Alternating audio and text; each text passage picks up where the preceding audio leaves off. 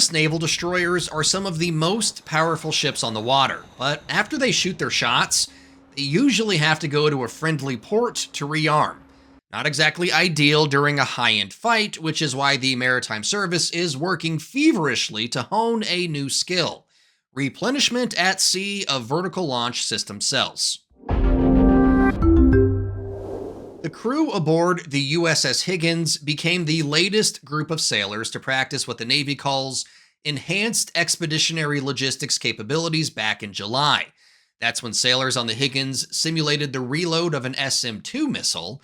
Now, the exercise was more of a walkthrough, as no actual missile or training munition was loaded, but just practicing the reload was enough of a milestone that Rear Admiral Eric Andrews said this gives our warfighters a tremendous amount of agility to strike from sea, move, reload, reposition, and strike again.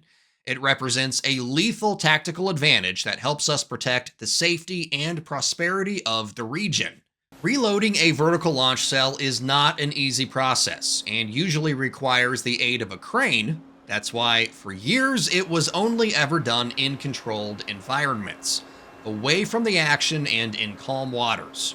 Over the last couple of years, though, the U.S. Navy began experimenting with different ways to conduct expeditionary vertical launch reloads, a fancy way of saying rearming destroyers and cruisers with missiles while operating in and or near conflict zones.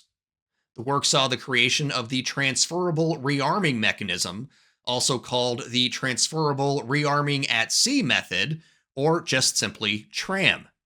And the first successful use of the TRAM during an expeditionary reload at sea took place last October in the Pacific aboard the USS Chosen. And now the Navy is training crews on destroyers throughout the Indo-Pacific region on how to successfully perform the operation.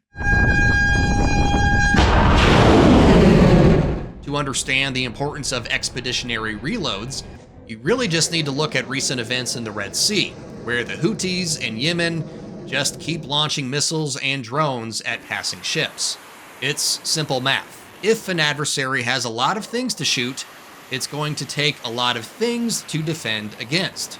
So, if a ship has to sail away to reload, that creates vulnerabilities in the joint force. While the US Navy may have been able to gloss over some of those vulnerabilities in a fight with the Houthis, a high-end conflict with China will not afford such opportunities.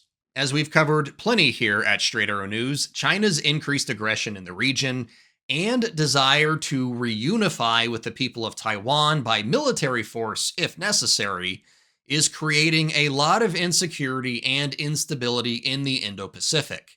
The People's Liberation Army Rocket Force, or PLARF, has a deep supply of missiles and rockets, so if the US Navy needs to defend against or defeat a series of sustained strikes from China, the ability to reload its vertical launch cells could quite literally be the difference between success and defeat.